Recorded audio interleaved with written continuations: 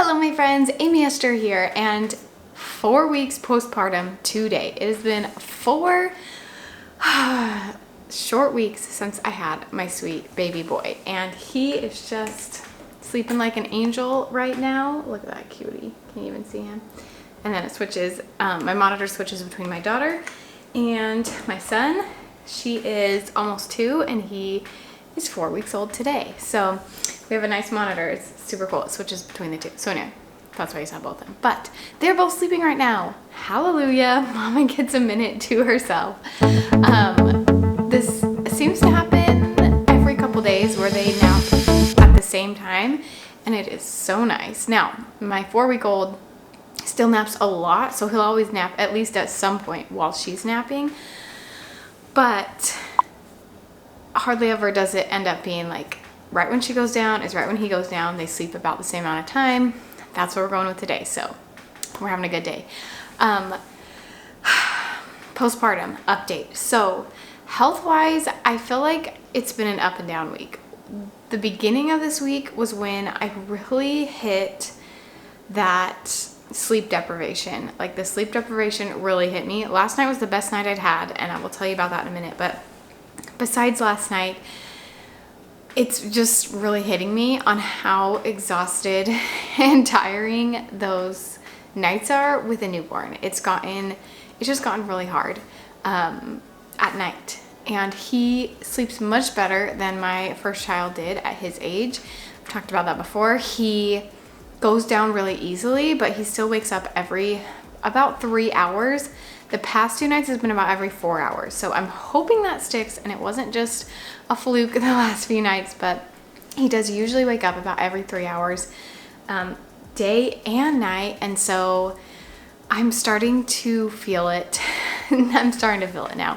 So typically what we've been doing is I feed him his last feed of the night, and then I pump right before I go to bed, and then my husband will feed him somewhere around 11, and then I'll do the next feed. So he'll usually eat about 11, somewhere between 11 and midnight, and then his next feed will be around 3 a.m. and then around 6 a.m.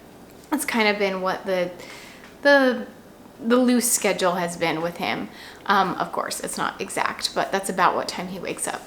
And honestly, the first feed of the night is not that bad for me. The 3 a.m. feed, I just get up, I feed him. I usually watch a show while I feed him.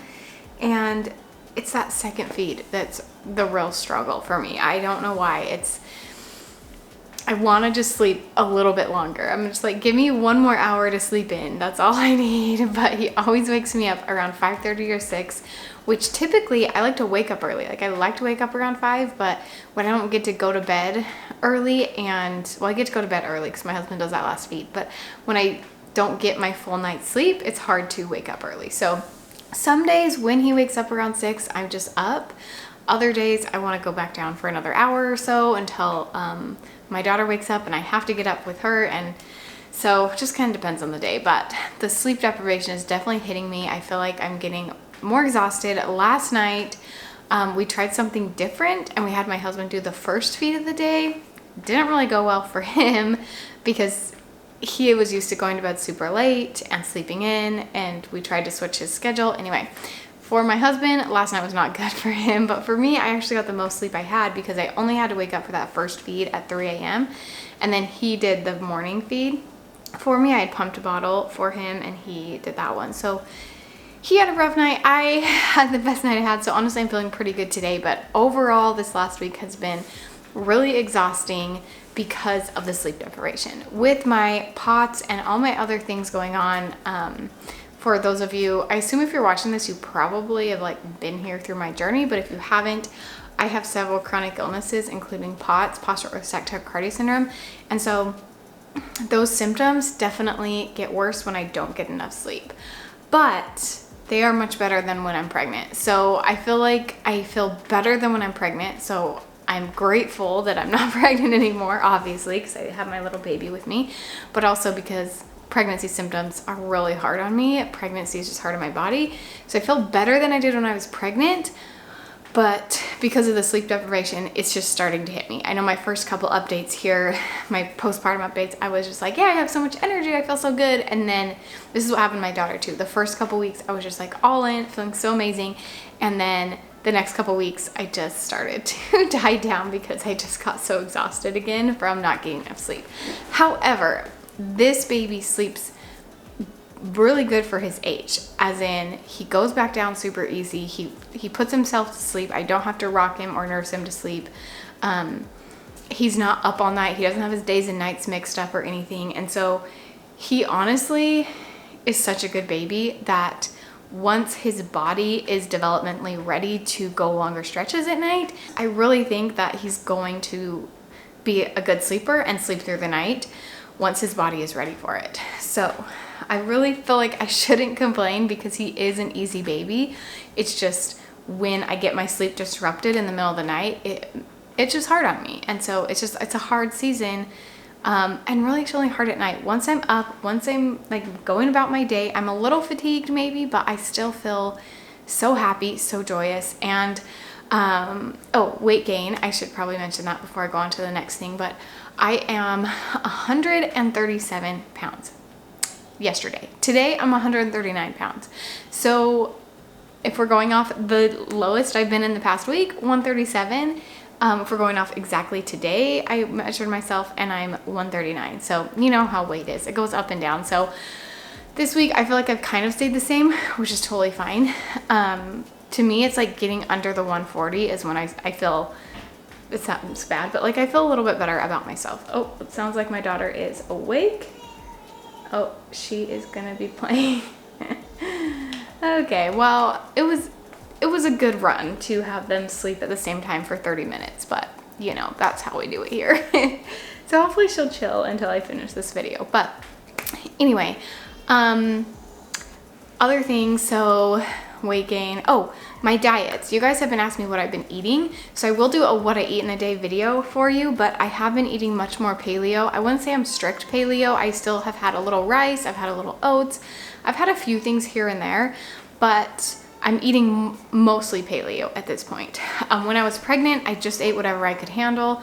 I have a hard time with like nausea and aversions when I'm pregnant, and so I just kind of eat whatever I can. The second and third trimester. First trimester, I stayed on my AAP paleo diet, but second and third is when I just kind of, I let myself eat what I want. But I'm definitely back to eating better, which I think helps my symptoms as well, especially since I'm not sleeping very good.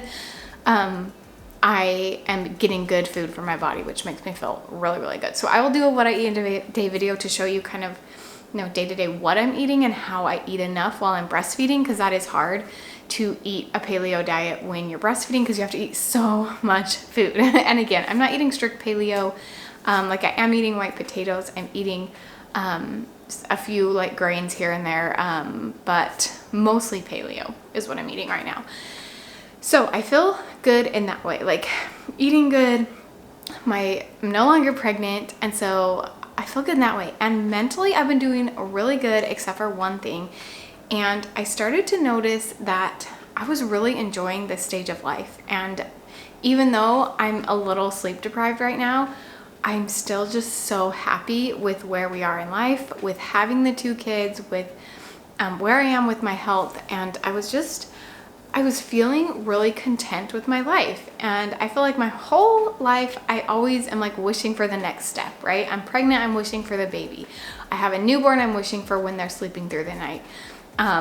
They're crawling, I'm wishing for them to be walking, right? Like I call it wishing for Friday. I'm always wishing for the next thing. If it's Monday, I want it to be Friday, right? And I finally got to a place in my life where I'm not wishing for the next day. And funny enough, my days go by way faster now, in not a good or bad day. They just seem to go by quickly. I have a lot of fun. We're doing a lot of good things. I'm making a lot of good meals. We're being more creative. We're just having fun. I'm having a really fun time in this stage of life. But I started to notice that every time I pulled my phone out, I would feel crappy again. And I tried to stay off social media in the way of like scrolling through. I would still post sometimes for you guys on my Instagram account. I would obviously still post on YouTube, but I tried to like scroll less on Instagram. I moved more to Pinterest and tried to do things that were a little more creative on my phone. But I still like had this urge to get out my phone all the time, all day long, even though I was enjoying my life. And I read the book, sorry, stumbling on my words here.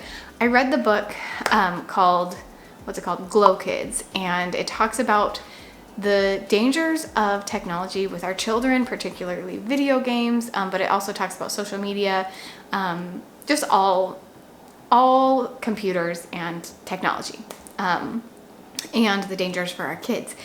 And I already was not a big fan of video games in the first place. I was already not one of those moms that wanted my kids having iPads or anything like that. But that book pushed me even further.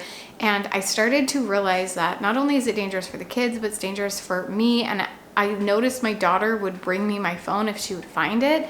And I wasn't even doing anything important, like nothing important on my phone. So I know this is like not really pregnancy related, but it's just like a life update that I wanted to share with you. But I just started to notice that I would pull out my phone, even though I'm enjoying life and I want to live in the moment. And something that talked about in this Glow Kids book is that kids and adults try to get away from their reality by moving to a virtual reality, whether it's social media or gaming or whatever it is on their devices, and they are removing themselves from reality. And I'm like, why am I doing this? Why do I keep pulling out my phone when I'm loving this life? I don't want to get away from my reality. I love my reality. I don't want to see what other people are doing. I want to see what I'm doing, right? Like, I want to live in the moment, and yet I feel like I have this addiction to my phone where even though I don't want to use it, I'm still using it and I can't figure out why. And so I tried all these different things. I tried leaving it in the kitchen, plugged in. I'm only going to use it for podcasts, right? And I'd only use it for stuff like that. And then I'd do a day or two of that. And then I'd start slowly going back to like, oh, it's fine. I'll just keep it with me. And I feel like I'm addicted to my phone. So I did a thing yesterday, you guys. I ordered myself a flip phone. And I'm so excited. So I've been needing a new phone anyway. My phone has been dying really quickly. And so my husband and I have talked about getting a new phone. And of course we were like, oh, should we get the Galaxy S12 or I don't know what they're called, or an iPhone, or should we get this? Again, I was looking at all the prices. They're thousands of dollars and I'm getting stressed about the money. And now realizing how much I don't need my phone and how much it makes me feel worse, I was like, why don't I spend $50 on a flip phone that saves us money, that saves me time, and no longer do I have to be like, oh, I need to put my phone away and try to use willpower to keep my phone away. Instead, it's just gone. It's like, instead of using willpower to not eat the cake, I just don't bring the cake into my home, right? And so I'm still going to keep my old phone because it technically does still work. It just dies really fast. And then if I want to post something on Instagram for you guys or do something like that, I can log in, but only during like my work time when my kids are sleeping, and it's not during the day while I'm trying to be with my kids. But then I can still have a phone to call and text if I need, to get a hold of someone or anything like that. But day to day, I don't have to bring my smartphone everywhere. I'm just going to keep it in the computer. I only use it when I'm like on the computer working. And I realized everything I like to do on my phone is either one, a time waster that I don't really need, like scrolling Instagram or getting on Facebook or going on Pinterest, or it's something that that's just more convenient, but I can still do it on a computer, like printing up a recipe for dinner, meal planning, going on Facebook for a good reason. Maybe every week or so I get on for a minute, right? I can still do that on the computer. Looking at our finances and going through those kind of things, email, all of that I can do on a computer. And then podcasting that I listen to, I can listen to on my TV. We have a smart TV, so I can turn that on there. Basically everything is either a time waster or it's just more convenient because it's on my phone and it's all in one place, when it's just not worth it for me to feel miserable because I have it with me all the time, when I can totally just get rid of it and I will still be just fine. So anyway, sorry, that was total rant and I just like rambled forever. I'm really passionate about it and I'm really excited about my phone that's coming tomorrow. It's my last day with a smartphone, and I'm stoked, you guys. And I'm gonna share with you my journey with a flip phone. Maybe I'm gonna hate it, but I am so excited. It's gonna make life a little less convenient, but I think it's gonna make me so much happier and so much less tied to my phone and more into reality and into real life, and I am stoked. So I know that's not like an update for postpartum, but honestly not that much has happened postpartum. I am healing really well now. I'm bleeding a lot less, and I'm not in any pain in any way, anywhere. I feel really good. I feel like I'm basically healed. I am still bleeding, like I said, but not that much. And I think for sure by my 6 weeks, I'll be healed. 2 more weeks till I see the doctor, and then I can exercise and, you know, all the things that happens at 6 weeks. So we're really excited. I'm really excited about getting to my 6 weeks so I can officially start exercising and being a little bit more active. But overall, I feel so good. And I guess it is sort of an update postpartum, because the reason that I'm even getting rid of my phone is because of my baby. He has just made me so happy. He has made me want to live in the moment more. He has just brought this light into our lives. And every time I pull out my phone, it's like I bring the darkness back in, if that makes sense. So I'm getting rid of it for him, for my daughter.